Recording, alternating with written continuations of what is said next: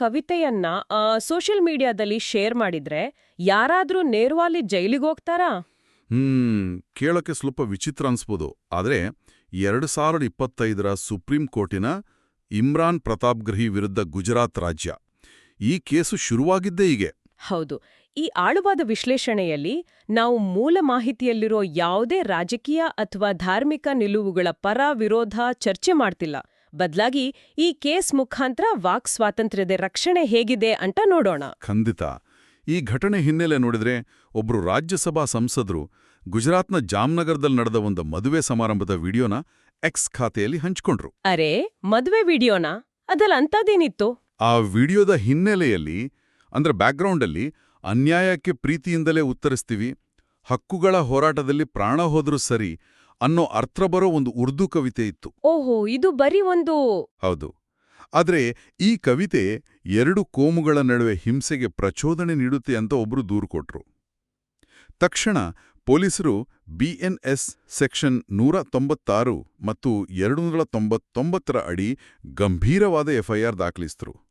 ಹಬ್ಬಾ, ಇದನ್ನ ಬಿಡಿಸಿ ನೋಡಿದ್ರೆ ಕಾರ್ ಪಾರ್ಕ್ ಮಾಡಿದ್ರು ಓವರ್ ಸ್ಪೀಡ್ ಅಂತ ಫೈನ್ ಹಾಕಿದಾಗೆ ಅಲ್ವಾ ಇದು?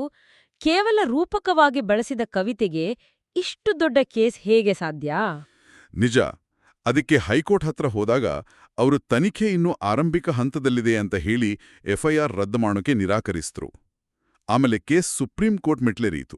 ಸುಪ್ರೀಂ ಕೋರ್ಟ್ ಇದನ್ನ ಹೇಗ್ ನೋಡ್ತು ಅಂತ ತಿಳಿಯೋದು ನಿಜಕ್ಕೂ ಆಸಕ್ತಿದಾಯಕ. ಸುಪ್ರೀಂ ಕೋರ್ಟ್ ಇಲ್ಲಿ ಕವಿತೆಯ ನಿಜವಾದ ಅರ್ಥನ ವಿಶ್ಲೇಷಣೆ ಮಾಡಿತು. ಅಂದ್ರೆ ಮೆನ್ಸ್ ರಿಯಾ ಅಥವಾ ಅಪರಾಧದ ಉದ್ದೇಶ ಇದೆಯಾ ಅಂತ.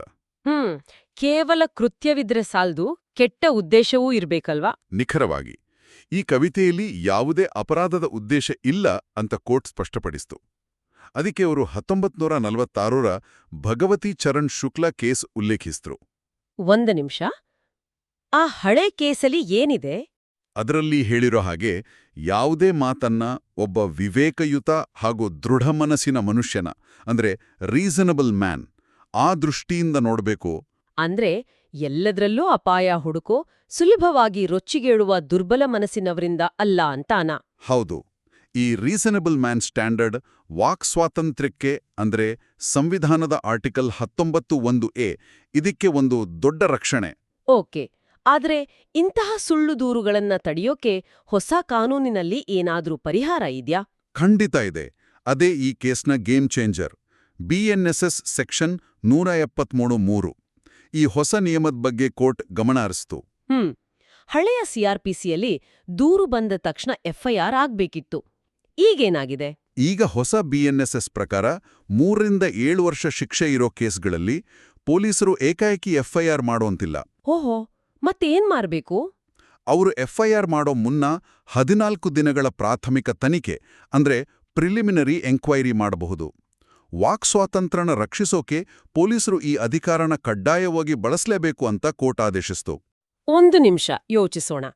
ಈ 14 ದಿನಗಳ ತನಿಖೆ ನಿಯಮ ನಿಜವಾದ ಗಂಭೀರ ಅಪರಾಧಗಳ ತನಿಖೆಯಲ್ಲಿ ವಿಳಂಬ ಉಂಟು ಮಾಡಲ್ವಾ?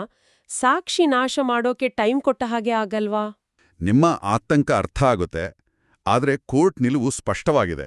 ಒಬ್ಬ ಅಮಾಯಕ ಕೇವಲ ಒಂದು ಕವಿತೆ ಹಂಚಿಕೊಂಡಿದ್ದಕ್ಕೆ ರಾತ್ರೋರಾತ್ರಿ ಜೈಲಿಗೆ ಹೋಗೋದನ್ನ ತಡೆಯೋದಿಲ್ಲಿ ಮುಖ್ಯ ಆಗುತ್ತೆ. ಅಂದ್ರೆ ಇದೊಂದು ಫಿಲ್ಟರ್ ತರಹ ಕೆಲಸ ಮಾಡುತ್ತೆ ಅಂತ. ಹೌದು.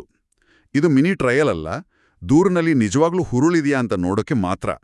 ಇದರಿಂದ ವಾಕ್ ಸ್ವಾತಂತ್ರ್ಯಕ್ಕೆ ನಿಜವಾದ ರಕ್ಷಣೆ ಸಿಗುತ್ತೆ. ಇದೊಂದು ಒಳ್ಳೆ ವಿಚಾರ. ಶಾಂತಿಯುತವಾಗಿ ವಿರೋಧ ವ್ಯಕ್ತಪಡಿಸೋದು ಪ್ರಜಾಪ್ರಭುತ್ವದ ಹಕ್ಕು.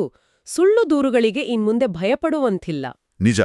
ನೇರವಾಗಿ ಬಂಧಿಸೋ ಮುನ್ನ ತನಿಖೆ ಮಾಡೋ ಹೊಣೆಗಾರಿಕೆ ಈಗ ಪೊಲೀಸರ ಮೇಲಿದೆ. ಅದು BNSS ಸೆಕ್ಷನ್ 173(3)ರ ಅತಿದೊಡ್ಡ ಲಾಭ. ಖಂಡಿತ.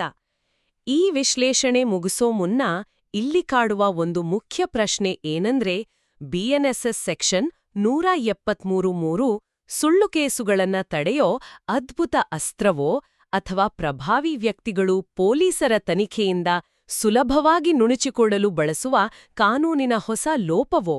ಇದ್ರ ಬಗ್ಗೆ ಮುಂದಿನ ದಿನಗಳಲ್ಲಿ ಇನ್ನಷ್ಟು ರೋಚಕ ಚರ್ಚೆಗಳು ನಡೆಯೋದಂತೂ ಖಂಡಿತ.